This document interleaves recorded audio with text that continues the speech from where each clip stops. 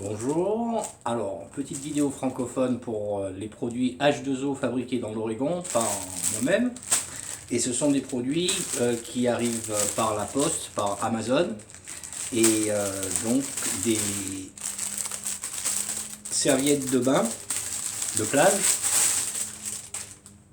avec des motifs astrologiques et la relation entre le zodiaque et par exemple le compas et l'alphabet, pour ce qui est par exemple de cette serviette-ci.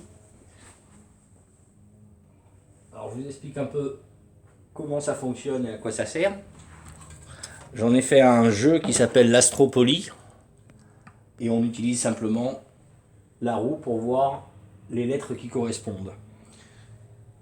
J'ai oublié mon pinceau, le voilà.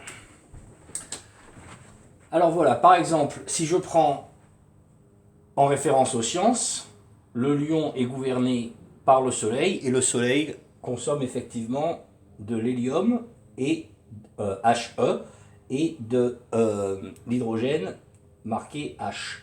Si je reste sur ce même axe et que je regarde par rapport aux deux astronautes qui sont allés sur la Lune, Neil Armstrong et Buzz Aldrin, Neil Armstrong était lion, donc sur cet axe je trouve NE, les deux premières lettres de son nom. Et Buzz Aldrin, BZ est ici, son vrai nom était Eugene, qui est aussi E ici. Ils sont nés en 1930, année du cheval, donc Jupiter en cancer, qui est gouverné par la Lune, là où ils sont allés. Et ici, on va trouver les lettres AM pour Armstrong, avec le G et le S ici. Et Aldrin, AD est ici. Pour Vladimir Poutine, il est balance, donc on trouve le V en balance, le P en face en bélier. Donc je ne vais pas faire toute une vidéo juste sur ça, mais ça vous donne une petite idée de comment ça fonctionne. Et ça, c'est donc l'alphabet grec qui nous donne les heures en 24 heures, qui s'aligne avec le zodiaque grec et le zodiaque chinois qui va tomber à 90 degrés. Et ça donne cette roue alphabétique qui, à mon avis, a été enseigné aux Grecs par un Turc du nom de Cadmus, C-A-D-M-U-S. Là, c'est une serviette avec plusieurs notions astrologiques, à savoir la version grecque avec les 24 heures de la journée, 12 lettres pour la journée, 12 lettres pour la nuit. Le Kuiwang chinois et ses portes d'énergie, avec ouverture sur le Verseau, quand le pôle Nord est dirigé à l'opposé du Soleil, et c'est fermé quand c'est dirigé vers le Soleil, et etc. Au-delà de ça, l'astrologie hindoue védique, avec la tête qui est gouvernée par le bélier, en sachant que le lobe frontal fonctionne à 7 MHz de fréquence. Les lettres aussi d'ailleurs par rapport à ça vont se trouver là. M est ici, puisque c'est la 13e lettre de l'alphabet. Elle est là, donc M va se retrouver là. M, H et Z, c'est après. Mégahertz. Que je ne perde pas le fil de mes pensées. Donc par rapport à ça, comme on a deux zodiaques aussi supplémentaires, on a une première partie d'alphabet plus les années. Ça va nous permettre de savoir la position de Jupiter par rapport aux années. 1989 par exemple, Jupiter était ici, en Gémeaux, ce qui est perpendiculaire à l'axe Vierge-Poisson, qui est l'axe américain, puisque Jupiter était ici en 1776 quand les USA sont devenues indépendantes. Et là, on voit le mur de Berlin qui se fissure, mais ça, c'est à voir. Vous pouvez aller sur mon site H2O-Incorporated,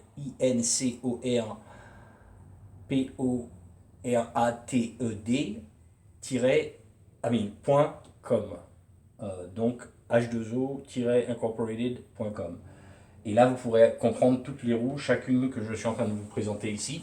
Ça fait une pub un peu longue, mais au moins ça explique chaque produit, que c'est pas juste une serviette de plage, c'est carrément un ordinateur. Là, c'est la civilisation mayenne mélangée avec la civilisation, avec le zodiaque grec, pour les synchroniser tous les deux. Et on voit bien, les marques rouges sont le suivi de l'orbite de Mars, qui se fait en 26 mois, Ils ont divisé ça par 2, puisque ça prend effectivement à peu près 6 semaines à 8 semaines pour Mars par maison. Et donc 1 point représente le chiffre 1, 2 points représentent le chiffre 2, 3 points le chiffre 3. Quand on en a 5, ils font une barre. Et 2 barres, ça fait 10. Et donc on arrive à 13 ici.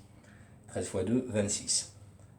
Et ils ont commencé à enregistrer le calendrier précisément le 11 août 3114, à savoir l'année du tigre. Ce qui fait que l'année 1 est tombée dans le bélier, premier signe. Et c'est divisé par 20 parce que c'est les intersections avec Vénus qui prend 225 jours pour faire le tour.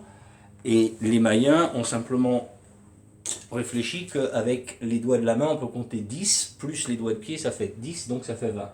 Ça, c'est le zodiaque égyptien aligné avec les planètes et grecques, planètes romaines et grecques, et l'alphabet hébraïque et ses 22 lettres, qui lui multiplié par 4, puisque ça suit Mercure qui fait 4 orbites en une année, c'est ça qui nous donne 4 saisons. 22 fois 4, ça fait 88, qui est l'orbite, le temps d'orbite de Mercure. Et c'est ça qui nous donne un alphabet de 22 lettres. L'alphabet phénicien est pareil. Et donc chaque alphabet finalement suit le temps d'orbite d'une planète. C'est-à-dire que l'alphabet grec étant sur une péninsule, ce sont des pêcheurs. Et donc ils vont suivre le soleil du lever au coucher. Et ça fait 24 heures pour 24 lettres d'alphabet. Les Coréens, c'est aussi une péninsule, ils ont un alphabet de 24 lettres. Les Hébreux, 22 lettres parce que ça suit Mercury. Ou Mercure en français, pardon. Les Mayens suivaient Vénus, donc 20 caractères multipliés, ça fait une division par 4, ça fait 5 par cadran. Les Arabes sont partis sur, non, là je suis sur l'alphabet cyrillique, 33 lettres multipliées par 5, ça fait 165, ça suit l'orbite je me suis perdu là. Neptune. L'alphabet arabe, 28 lettres, 28 jours pour la Lune. L'alphabet romain, 26 pour 26 mois d'orbite, puisque c'est un empire guerrier. L'alphabet hindou, 36 lettres parce que ça va aussi avec le système décimal, x 10, on est à 360 degrés pour un cercle. Et c'est divisible par 12, puisque 36 divisé par 3 nous donne 12. Et le carré de 12, c'est 144. À savoir que tous les 144 ans, il y a un énorme festival en Inde qui réunit des millions d'hindous pour justement célébrer 12 cycles de Jupiter. Au-delà de ça, on a l'alphabet vietnamien qui prend 29 lettres, qui suit Saturne sur 29 années, 0,5, ils n'ont pas fait un demi-caractère. Et l'alphabet, le 10e alphabet, l'alphabet kazakh, de 42 lettres, qui lui suit une demi-orbite de Uranus en 84 ans. Donc 42 fois 2, voilà, 84. Et le signe, la lettre qui est ici, je ne sais pas si vous la voyez, si on le met dans ce sens-là, c'est le signe amazigh de Azul, pour dire bonjour. Et c'est en fait aussi le symbole du poisson. Donc les symboles se sont répétés et tout est en fait directionnel, comme les lettres par exemple hébraïques ici, ça ressemble à des 7. Et bien ce sont des 7. Ce sont des divisions par 7. Donc voilà, je ne veux pas faire une vidéo trop longue non plus, parce que l'idée c'était juste de présenter quelques produits. Alors il y a aussi bien sûr toute une gamme de t-shirts avec les mêmes, ou bien des sweaters ou des pantalons. Et je vous invite à regarder donc sur le site et puis de regarder aussi les vidéos pour apprendre tout un tas de trucs à passer à des gens, à faire passer pour que les gens apprennent un peu de quoi il s'agit et que finalement on se rend compte que tout ça, ça a à voir avec le multiculturalisme. C'est-à-dire que pourquoi il y a un échec des des cultures, des rencontres des cultures, par exemple en Scandinavie ou en France ou en Allemagne, c'est parce qu'il y a une domination d'une culture sur une autre tout en discréditant la culture de celui qui émigre.